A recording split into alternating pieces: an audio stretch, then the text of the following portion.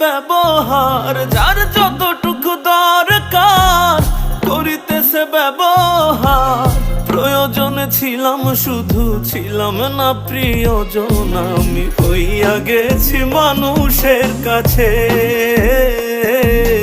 লবণের মতো, আমি হইয়া গেছি মানুষের কাছে লবণের মতো।